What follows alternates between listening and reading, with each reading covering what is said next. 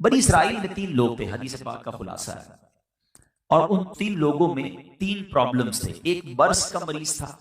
बर्स कहते हैं जिसके जिस्म पर वाइट दाग लग जाते हैं, पूरा जिस्म वाइट हो जाता है। एक था जिसके बाल ही नहीं आते थे, गंजा था। और एक अंधा था। इन तीनों की अल्लाह करीम ने आजमाइश फरमाई। एक फरिश्ता भेजा, वो बर्स के मरीज के पास गया और जाकर कहा कि तुम्हारी क्या ख्वाहिश है? कहता बस मेरी एक ही ख्वाहिश है, मेरे ये दाग दूर हो जाए, मेरी जिस्म बॉडी ब्यूटीफुल हो जाए। बड़ा अजीब सा मेरा चेहरा हो गया है, मेरी बॉडी बड़ी अजीब सी हो गई, अल्लाह करे ये दूर हो जाए। फरिश्ते ने उस पर हाथ फेरा, वो बिल्कुल क्लियर हो गया, ठीक हो गया। और माल कौन सा अच्छा लगता है? कहता मुझे ऊंट बड़े पसंद है। तो उसको 10 हामिला ऊंटनियां फरिश्ते ने दे दी, जिसमें बच्चे बाद में होने थे। आगे गया तो गंजा मिला जिसके बाल ही नहीं आते थे। कहा तुम्हारी क्या ख्वाहिश है? एक ही ख्वाहिश है, बाल आ जाए और ये बीमारी दूर हो जाए। फरिश्ते ने उस पर दम किया, उसके बाल आना शुरू हो गए। कहा और क्या चाहिए? कहा मुझे गाय बड़ी पसंद है। तो उसको हामला गाय दे दी। और आगे गया तो वो तीसरा अंधा था। कहा तुम्हें क्या चाहिए? कहा बस आंखें चाहिए, इससे बड़ी क्या नेमत होगी, अंधा हूं मैं। उसकी आंखों पर दम किया, उसको आंखें आ गई हैं। और कहा और माल क्या चाहिए? तो कहा मुझे बकरियां बड़ी पसंद है। उसको हामला बकरियां दे दी उसने। अल्लाह का करना ऐसा हुआ कि तीनों के माल में भी बड़ी बरकत हुई। हदीस पाक में आता है कि ऊंटनी वाले के पास, बर्स वाले के पास ऊंटनी की वादी भर गई, इतनी ऊंटनियां हो गई थोड़े दिनों में। और जो बाल जिसको चाहिए थे बाल तो आ गए, और उसके पास बकरियां ही बकरियां, पूरे रेवड़ के रेवड़ बन गए। और जिसको आंखें चाहिए थी उसको आंखें भी मिल गई, और उसके पास भी गाय की जो है ना फरामानी हो गई। Now they become well of, पैसे वाले हो गए, उस जमाने के बिलियनर्स हो गए। अब वो फरिश्ता थोड़े अरसे बाद फिर गया, बर्स का मरीज बनकर। फरिश्ता, उसकी जो अपीयरेंस थी वो खुद भी, अब वो बर्स के जो मरीज के दाग होते हैं ना, उसी चेहरे में उस बंदे के पास गया और कहता भाई मैं बड़ा परेशान हूं, देखो मैं बर्स का मरीज हूं, खाने को भी कुछ नहीं है, मुसाफिर भी हूं, इतनी ऊंटनियां हैं तुम्हारे पास, एक ऊंटनी मुझे दे दो। वो कहता नहीं मैं तुम्हें तो नहीं दे सकता। कि तुम वही नहीं तुम जिसके पास कुछ भी नहीं था, अल्लाह करीम ने पिछले दिनों तुम्हारे दिन अच्छे किए। वो बंदा कहता है नहीं नहीं मैं तो खानदानी पैसे वाला हूं। अपनी औकात भूलकर वो कहता है मैं तो ये सब मेरे आबा अजदाद का माल है, मैं तो पहले से वेल ऑफ हूं, मैं तो बिल्कुल ठीक था, तुम वो नहीं जिसको बीमारी थी। कहता नहीं, अगर तू झूठ बोलता है तो अल्लाह पहले जैसा तुझे करते हैं। उस फरिश्ते ने ये दुआ की और आगे चला गया। अब उसके पास पहुंचा जिसके बाल नहीं थे, उसको जाकर कहता है कि मुझे भी कुछ अल्लाह के नाम पर दो, तुम्हारे पास तो बड़ा माल है। कहता नहीं मैं तुम्हें नहीं दे सकता। कहीं तुम तो थोड़े दिनों पहले तुम्हारे पास तो कुछ नहीं था, अल्लाह ने तुम्हें दिया। कहता नहीं ये सब मेरे बाप दादा का है, मैं तो खानदानी रईस हूं, हमारा तो खानदानी काम है। अच्छा, अगर तुम झूठ बोलते हो तो अल्लाह तुम्हें पहले जैसा करते हैं। हदीस पाक में आता है वो फरिश्ता जो है अंधा बनकर अब उस अंधे के पास गया, कहा कि भाई मेरे पास आंखें नहीं है, मेरे पास कुछ भी नहीं है, तुम्हें अल्लाह ने बड़ा नवाजा है, इतने सारे तुम्हारे पास जानवर हैं, इतनी बकरियां, एक बकरी मुझे दे दो। अंधा कहता तुम सही कहते हो, मैं भी थोड़े दिनों पहले अंधा था, मेरे पास कुछ नहीं था, ये आंखें भी मुझे मेरे रब ने दी हैं, ये माल भी मेरे रब ने मुझे दिया, तुम्हें जो चाहिए इसमें से ले लो, मुझे बिल्कुल अच्छी तरह एहसास है कि अंधा कैसे जिंदगी गुजारता। फरिश्ते ने कहा मुझे चाहिए कुछ नहीं, उसको बरकत की दुआ दी और वो चला गया। अब ये हदीस पाक जो है ना, ये इस कदर हम सब के लिए इसमें मैसेज और दर्स है। अच्छा वो दोनों बर्बाद हो गए, जिसको कहा ना फरिश्ते ने कि अगर तुम झूठे हो तो पहले जैसे हो जाओ, वो वापस पहले जैसे हो गए, सारी नेमतें चली गई। मगर इस वाक्य से 2 बातें सीखने को मिली कि इंसान को कभी अपनी औकात नहीं भूलनी चाहिए। आज मैं और आप जो कुछ है ना, ये फकत रब की अता है, हमारी कोई होशियारी नहीं है। हमारे वही 2 कान हैं जो फकीर के होते हैं, वही 2 आंखें जो उसके पास भी हैं। एक गरीब आदमी सिग्नल पर, हमारी गाड़ी खुलती है तो हमारी गाड़ी पर वाइपर लगाता है, उसका कोई कसूर नहीं है कि आज वो वाइपर वाला और मैं एसी गाड़ी में बैठने वाला हूं, ये सिर्फ मेरे रब की मेहरबानी है, इसमें हमारा कोई कमाल नहीं है। मगर कभी कभी इंसान को ये बातें याद नहीं रहती, वो समझता है सब मैंने किया है, ये मेरी अकल है। नहीं जनाब, अगर होशियारी से ही पैसे मिलते होते, अकल से पैसे मिलते होते तो सारे दुनिया के प्रोफेसर अरबोपति होते। ऐसा नहीं है, पैसा अकल होशियारी से नहीं, मकाम अकल होशियारी से नहीं, अल्लाह की अता है। जिसको रब चाहे अता फरमाए, व तुइज़्ज़ु मन तशा व तुज़िल्लु मन तशा। और एक और बात याद रखनी है कि ये रब जब चाहे वापस भी ले सकता है, ये जब उसी ने दिया है तो फिर तो मेरे हाथ में कुछ भी नहीं है ना। जो जितना शुक्र अदा करता है, जो जितना अल्लाह का एहसान मानता है, जितना डाउन टू अर्थ रहता है, उसकी नेमतें, उसकी रहमतें उतनी बढ़ती हैं। और जो अकल कहते हैं ना, उसकी टोर ही बदल जाए, उसका स्टाइल ही बदल जाता है, उसको फिर बर्बाद होने से भी कोई नहीं रोक सकता। और ये नेमतों में इजाफे का फॉर्मूला भी यही है। अल्लाह ने कुरान में फरमाया, ला इन शकरतुम ला अज़ीदन्नकुम, तुम मेरा शुक्र अदा करो मैं तुम्हें और अता करूंगा। सुभान अल्लाह। यानी अगर हम चाहते हैं कि ये कंटिन्यू रहें, इसको जवाल ना हो, ये हमारी नेमतें छिन ना जाएं, तो इसका फॉर्मूला यही है कि शुक्र अदा करते रहे, मालिक की तेरी अता है, तेरी मेहरबानी है। और तकब्बुर ना करें, प्राउड ना करें, अपना कमाल ना समझें, और फिर और लोगों को हेल्प आउट भी करते रहे।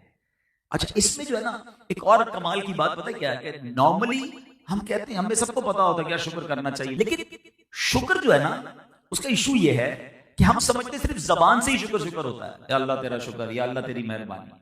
सिर्फ जबान से शुक्र नहीं होता, प्रैक्टिकली भी शुक्र होता है। मैं अल्लाह का शुक्र भी अदा कर रहा हूं, उसे नाराज भी करता रहूं, ये कैसा शुक्र है? मिसाल के तौर पे आपका एक मुलाजिम हो, आपके पास आए कि साहब मुझे कुछ कर्जा चाहिए, कोई हेल्प चाहिए। आपने कहा चलो बेटा मैंने तुम्हारी हेल्प कर दी। अच्छा वो कैसा, बड़ी मेहरबानी। आपने बेटा तेरा ये गिलास उठा के उधर रख दो, वो तो नहीं रखूंगा। बेटा तेरा गाड़ी निकालो, वो भी नहीं निकालूंगा। अच्छा कल टाइम पे आना, नहीं टाइम पे नहीं आऊंगा। आपकी मेहरबानी, मेहरबानी भी कह रहा है और बात भी नहीं मान रहा है, तो बताइए आप क्या करेंगे? या तो उसे फायर कर देंगे कि अजीब शुक्र है, अजीब थैंक्स है, कि जबान से थैंक्स कह रहा है, बात एक भी नहीं मान रहा है। हम में से बहुत सारे लोग ऐसे ही हैं जो जबान से तो थैंक्स अदा कर रहे हैं, जबान से तो अल्लाह का शुक्र अदा कर रहे हैं, प्रैक्टिकली अल्लाह को नाराज कर रहे हैं। ना नमाज पढ़ रहे हैं, नमाज एक्चुअली पूरी बॉडी का शुक्र है, आंखों से लेकर, सर से लेकर, हाथ से लेकर, पैर से लेकर, ये पूरी बॉडी का शुक्र है कि या अल्लाह आंखें दी, पैर दिए, हाथ दिए, सब तेरी बारगाह में झुका रहा हूं। इतनी सी देर लगती है नमाज में, उसका टाइम नहीं हमारे पास। फरमाया हराम ना कमाओ, हराम कमा रहे हैं, हलाल के करीब नहीं जा रहे हैं। ये कैसा शुक्र है? एक्चुअली शुक्र अल्लाह की इताअत का नाम है। यकीनन जबान से शुक्र अदा करना है, मगर लॉजिकली भी आपको समझ आता है कि शुक्र यह है कि जिसने दिया है ना उसको नाराज ना करें। होना क्या चाहिए वैसे? अगर आप थोड़ा सा सोचते हैं, अल्लाह अताएं बढ़ाए तो हमें सजदे बढ़ाने चाहिए ना, हमें सदके बढ़ाने चाहिए, हमें शुक्र बढ़ाना चाहिए। मगर इधर हाल यह है कि बंदे के पास जब थोड़ा होता है ना तो वो अभी भी कुछ ना कुछ अल्लाह की बात मान रहा होता है। जैसे जैसे बढ़ता जाता है वैसे कलपुर से निकलना शुरू होते हैं। बंदा कहता अभी तो दिन आए ऐश करने के, अभी तो मौज करने के दिन आए, कितने टाइम से रुका हुआ था भाई, माल ही नहीं था, पैसा ही नहीं था, मकाम ही नहीं था, अभी तो टाइम आया अरमान पूरे करने। ये बहुत बड़ी बेवकूफी है। अक्लमंदी ये है कि वो अताएं बढ़ाए तो हम सजदे बढ़ाए, हम खताएं बढ़ाते हैं, वो अताएं बढ़ाता है, हम नाफरमानियां बढ़ाते हैं, और फिर बाद में सर पकड़ कर रोते हैं कि यार टेंशन बहुत सारी है। अच्छा, इसी वाकये से एक और बड़ा जबरदस्त मैसेज मिलता है कि आजमाइश जो है ना वो सिर्फ बीमारी नहीं है। हमने आजमाइश कभी का जब खुद ही कॉन्सेप्ट बना लिया, यार ये बंदा बड़ी आजमाइश में, क्या आजमाइश में? बीमार है। अच्छा ये क्या आजमाइश में? कर्जे में। ये क्या आजमाइश में? कारोबार में नुकसान हो रहा है। यकीनन ये आजमाइश है, लेकिन आजमाइश सिर्फ ये नहीं है, आजमाइश नेमतें देकर भी की जाती है। इन तीनों के साथ क्या हुआ था? इनको तो दिया, जो मांगा वो दिया ना अल्लाह ने, और यही तो चेकिंग थी। हम में से हो सकता है यहाँ कोई बेचारा बीमारी में, अल्लाह करे ना हो, बीमारी में नहीं होगा, या किसी कर्जे में नहीं होगा, किसी बिजनेस प्रॉब्लम में नहीं होगा, हम समझ रहे हैं ठीक है। हमें जो इतनी सारी नेमतें दी गई है ना, ये भी आजमाइश है, यही तो चेकिंग हो रही है कि दे रहे हैं तो फर्मा बरदार बन रहा है या नाफरमान बन रहा है। एक बड़ी प्यारी बात उलमा से सवाल किया गया कि हमें कैसे पता चले, हाउ वी कैन जज कि जो मुझे मिला है या मिल रहा है ये नेमत है या आजमाइश है? क्वेश्चन है ना। बंदा कुछ भी नहीं कर रहा फिर भी तरक्की पे तरक्की, कारोबार बढ़ता ही जा रहा है, ओहदे बढ़ते ही जा रहे हैं, एक कमेटी का चेयरमैन, दूसरा का भी चेयरमैन, उधर भी आगे तरक्की, पता चला ना अल्लाह की कोई फर्मा बरदारी कर रहा है, तरक्कियां हो रही हैं। अब बंदा कहता है नेमतें मिल रही हैं, तो ये कैसे टेस्ट हो सकता है कि जो मुझे मिल रहा है ये नेमत है या आजमाइश है? इसका बड़ा खूबसूरत जवाब उलमा ने दिया। फरमा ये चेक कर लो कि जो तुम्हें मिल रहा है इसके मिलने के बाद तुम अल्लाह से करीब हो रहे हो तो समझ लो ये नेमत है, और मिल भी रहा है और तुम रब से दूर भी हो रहे हो, समझ लो ये आजमाइश है। अब मैं और आप ये चेक कर लें कि मैं जब कम चीजें थी मेरे पास, जब वेल्थ कम थी या हेल्थ कम थी या सोर्सेस कम थी, रिसोर्सेस कम थी, नाम कम था, शोहरत कम थी, तब मैं अल्लाह के करीब था, या ये बढ़ती गई और मैं रब से दूर तो नहीं होता गया? इसका मतलब तो मुझे डील दी जा रही है, इसका मतलब तो मुझे टेस्ट किया जा रहा है। तो please come on right path. अकल भी यही कहती है, लॉजिक भी यही कहती है। जिस दरख्त पर जितने फल लगते हैं ना, वो दरख्त उतना ही झुकता है, वो अकड़ता नहीं है, कि दाना खाक में मिलकर गुले गुलजार होता है। आजी, इनकिसारी, हम्बल लोगों के साथ अच्छा बर्ताव, झुक जाए बंदा। और कभी कभी अकेले में आंसू भी बहाए कि मालिक इस काबिल नहीं जो तूने दे दिया, मेरी तो कोई ऐसी अच्छा अमल नहीं है। सोचिए ना, हम जब कभी किसी को हेल्प करें, सदका दें, खैरात दें, ज़कात दें, तो लोग इतराते हैं, प्राउड करते हैं, मैं उसको दे रहा हूं, मैं उसकी हेल्प कर रहा हूं। भाई याद है ना, मैंने तेरा काम किया था, तुझे ज़कात दी थी, तेरे बच्ची की शादी कराई थी। खुदारा कभी ये ना करना। खुदा की कसम, अल्लाह की राह में खर्च करके सजदा करना चाहिए कि मौला तेरी मेहरबानी, तूने देने वाला बनाया, मांगने वाला नहीं बनाया। मैं भी मांगने वाला हो सकता था, मेरे बच्चे भी सिग्नल पर खड़े हो सकते थे। आज मेरे बच्चों को तूने ये दिन नहीं दिखाया, ये फकत तेरी मेहरबानी है। लेकिन हम बाजू का भूल जाते हैं तमाम चीजों को।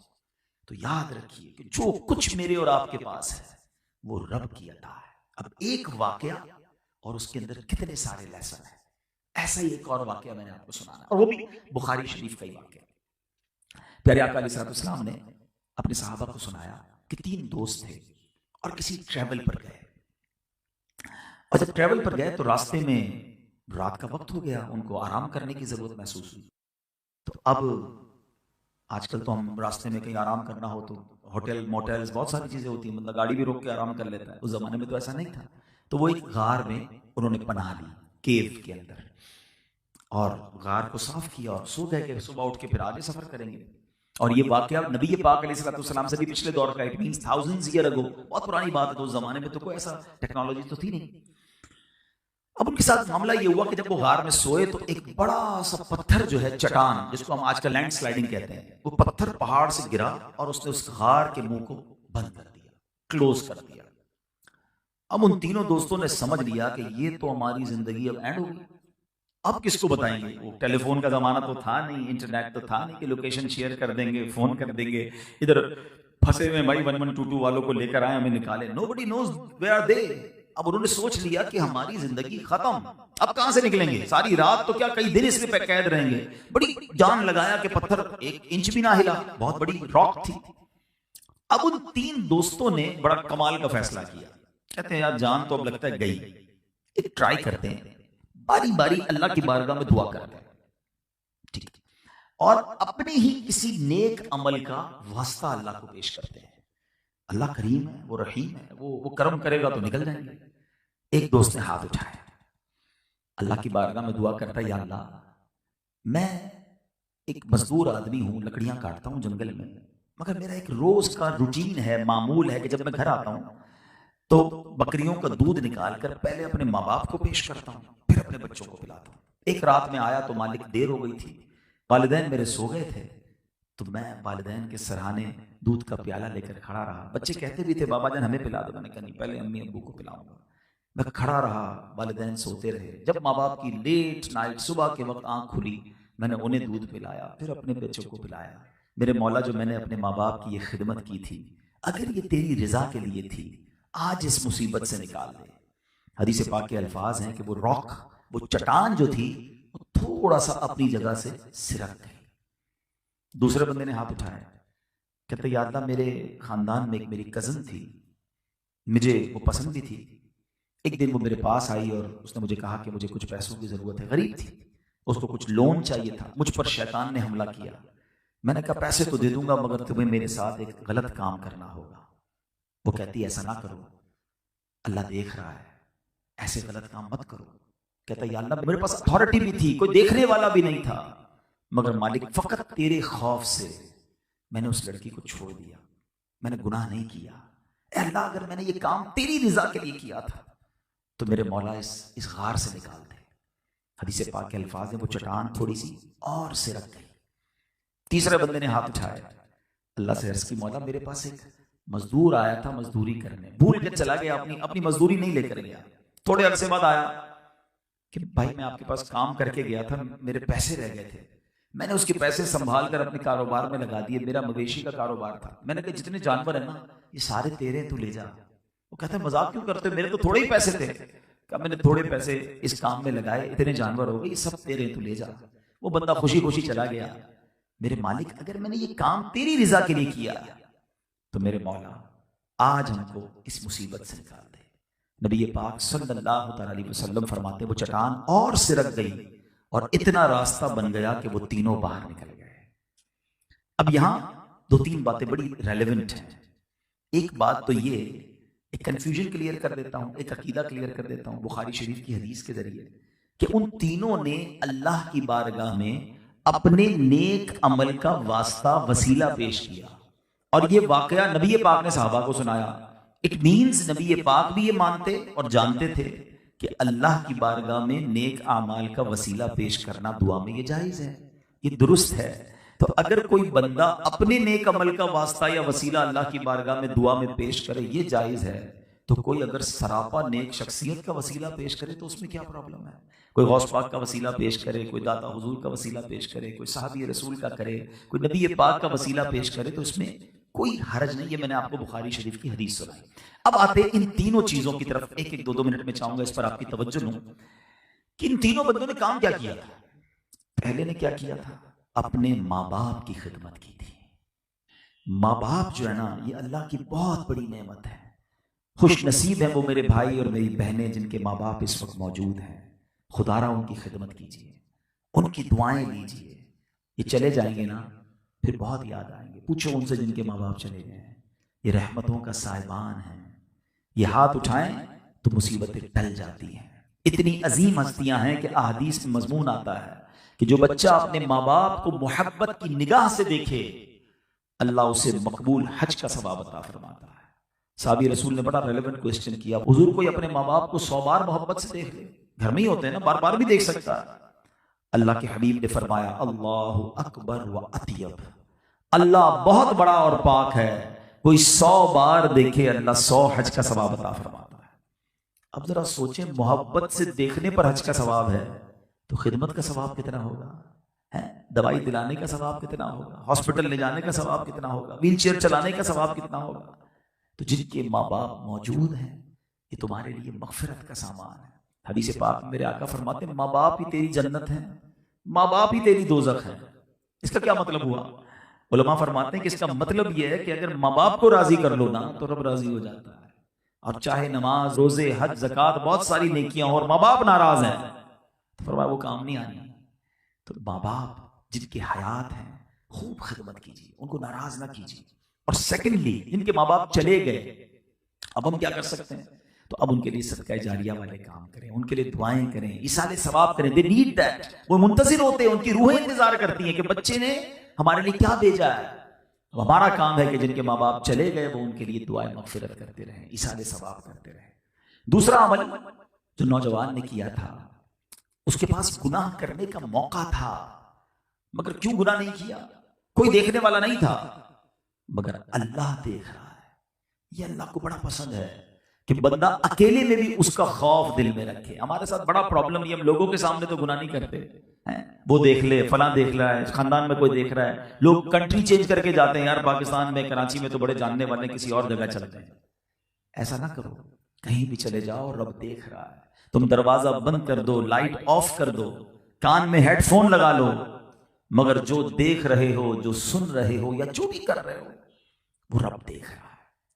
हजरत इब्राहिम बिन अदम रहमतुल्लाहि तआला की बारगाह में एक शख्स आया और आकर कहता है हुजूर मुझसे गुनाह नहीं छूटते, मैं बहुत कोशिश करता हूं मगर गुनाह नहीं छोड़ पाता, मेरी हैबिट बन गई है, मेरी आदत बन गई है, मेरे गुनाह नहीं छूटते। हजरत इब्राहिम बिन अदम ने बड़ी कमाल की, टू द पॉइंट और लॉजिकल गुफ्तगू की। आपने फरमाया ठीक है तुझसे गुनाह नहीं छूटते? का नहीं। का ठीक है कर लिया करो, मगर ऐसा करो जब गुनाह करने को जी चाहे ना तो अल्लाह के मुल्क से बाहर चले जाया करो। कहता है हजरत ये कैसे पॉसिबल है? जिधर भी ईस्ट वेस्ट नॉर्थ साउथ जिधर भी जाऊंगा अल्लाह का ही मुल्क है, रब की कायनात है। फिर तो अच्छी बात नहीं ना बेटा कि जिसके मुल्क में हो उसी की नाफरमानी करो। कहा अच्छा ठीक है, गुनाह करने का जी चाहता है? कहा बहुत चाहता है, फिर कर लिया करो, मगर फिर अल्लाह का रिस्क खाना छोड़ो। कहता हजरत ये कैसे हो सकता है? जो भी खाता हूं, जो जहां से जो भी मिलता है वो अल्लाह का ही है ना, अल्लाह का रिस्क कैसे छोड़ सकता हूं? फरमाया अच्छा फिर ऐसा करो, तुम्हें रब की नाफरमानी करने का बहुत जी चाहता है, कर लो, मगर ऐसी जगह छुप कर करो जहां अल्लाह ना देखे। अल्लाह की नजरों से छुप कर गुनाह कर लो। कहता ये भी पॉसिबल नहीं है। ऐसा कैसे हो सकता है कि मैं किसी ऐसी जगह को तलाश कर लूं दुनिया में सीसीटीवी कैमरे लगे होते हैं, बंदा कहीं ना कहीं ढूंढ लेता है कि यहाँ कैमरा स्पॉट नहीं है, लेकिन there is no place in the world कि मैं जहां चला जाऊं और रब ना देख रहा हूं। अल्लाह की कुदरत है हर तरफ। अच्छा ये भी नहीं कर सकते? कहा ये भी नहीं कर सकता। कहा अच्छा फिर यूं करो, जितने गुनाह करने कर लो, मगर जब मौत के वक्त फरिश्ता आ जाए ना कब्ज करने के लिए रूह, तो उसको मना कर देना, कहा नहीं अभी रुक जाओ, मैंने तौबा करनी है। कहता हजरत ये भी पॉसिबल नहीं है। जो लम्हा, जो घड़ी, जो वक्त लिखा है वो तो मुझे फरिश्ता कब्ज कर लेगा रूह, मुझे कोई चांस भी नहीं मिलेगा, पहले से नोटिस भी नहीं मिलेगा कि मैं तौबा कर लूं। अच्छा ये भी नहीं कर सकते? कहा ये भी नहीं कर सकता। अच्छा फिर एक काम करो, जैसी मर्जी अयाशी वाली जिंदगी गुजार लो, क़यामत के दिन फरिश्ते तुम्हें खींचकर जहन्नम की तरफ ले जाएं तो मना कर देना। कहा मैं नहीं जाऊंगा। कहता हुजूर ये कैसे पॉसिबल है? Nobody have power to deny angels on the day of judgement. उस दिन कौन पावर रखेगा कि फरिश्तों को मना कर दे क़यामत के दिन? अब आपने समरी बयान की, आपने कहा बेटा तुम अल्लाह का रिस्क खाना छोड़ नहीं सकते, अल्लाह के मुल्क से बाहर निकल नहीं सकते, अल्लाह की नजर कुदरत से छुप नहीं सकते, कयामत के दिन फरिश्तों को मना कर नहीं सकते, मौत के वक्त को टाल नहीं सकते। फिर एक ही काम कर लो, गुनाह करना छोड़ दो, फिर नाफरमानी छोड़ दो। जब वो सारे काम नहीं कर सकते तो फिर एक चीज तो कर सकते हो ना। अब वो ज़ारो कितार रोने लगा और उसने कहा बात आपकी ठीक है, अब मैं अल्लाह की नाफरमानी से तौबा करता हूं। तो आज की मैसेज हमें लेके जाना है कि उस जो गार वाले नौजवान ने दुआ की थी ना कि he have control on that girl, उसके पास चांस था बुराई करने का, मगर क्यों नहीं किया? अल्लाह देख रहा है। बस अल्लाह से ये दुआ करो कि ये दिल में एहसास उजागर हो जाए। ये इम्तिहान है मेरा और आपका दुनिया में। आजमाइश पर बात हो रही थी ना कि हम समझते हैं कि आजमाइश सिर्फ बीमारी परेशानी में, ये भी बड़ी आजमाइश है कि गुनाह सामने है, दिल ललचारा है, हराम पैसे, ओहो डील आ गई है सामने, इतने पैसे, एक ही तो झूठ बोलना है, एक ही तो साइन करना है, एक ही तो फॉर्जरी करनी है, एक ही तो रूल ब्रेक करना है। यही तुम्हारा इम्तिहान है कि ये अल्लाह देख रहा है कि रब की रिजा चाहिए या दुनिया का माल चाहिए। अकेले में बंदा है, गुनाह करने को जी चाह रहा है, कोई रोकने वाला नहीं, और उधर बंदा अल्लाह के खौफ से रुक जाए कि रब देख रहा है। एक हदीस पाक है, तवील हदीस है कि कयामत के दिन जिन खुश नसीब लोगों को अल्लाह के अर्श का साया मिलेगा ना, उनमें एक खुश नसीब वो भी है कि जिसको गुनाह करने का मौका मिले, बुराई करने के लिए कोई औरत बुलाए और वो कहे कि नहीं मैं अल्लाह से डरता हूं। इन तमाम चीजों को ज़हन में रखना। अल्लाह करे कि यह है मुश्किल, मगर ये कब मिलेगा कि जब बंदा ऐसे लोगों की सोहबत में रहे कि जहां खौफ खुदा की बात होती हो, जहां आखिरत की बात होती हो। दुनिया में चंद दिन तो देखिए गुनाहगार की लाइफ भी गुजर जाती है, नेकूकार की लाइफ भी गुजर जाती है, मरना हम सबने है। और जब कब्र में जाएंगे ना, नॉर्मली सोसाइटी, कॉलोनी या बाहर से घर देखकर आपको पता चल जाता है कि यहाँ कैसे लोग रहते हैं। अब डिफेंस जाए तो लगता है यार यहाँ वेल ऑफ लोग रहते हैं, लियारी की तरफ जाए तो यार यहाँ गरीब लोग रहते हैं। कॉलोनी देखकर पता चल जाता है, कब्रिस्तान में कब्र देखकर पता नहीं चलता कि अंदर क्या हाल है। सब कब्र एक जैसी होती है, किसी की कब्र जन्नत का बाग होती है और किसी की कब्र दोज़ख का घड़ा होती है। अब ये फैसला होगा हमने जिंदगी कैसी गुजारी है। यहां से बुकिंग नहीं हो सकती। हम इस वक्त अमेरिका जाएं, यूरोप जाएं, कहीं भी जाएं, अपनी मर्जी का होटल बुक करते हैं, अपनी मर्जी का रूम बुक करते हैं। पहले जनाब booking.com पे जाके कैसे रूम है, वॉशरूम कैसे हैं, कितनी जनाब उसके स्टार्स कितने, रिव्यू कितने, 4-5 दिन के लिए जाना है, उसके लिए इतना जनाब हम सेटअप चेक करते हैं। गाड़ी कौन सी होगी तो जनाब वेदर कैसा होगा।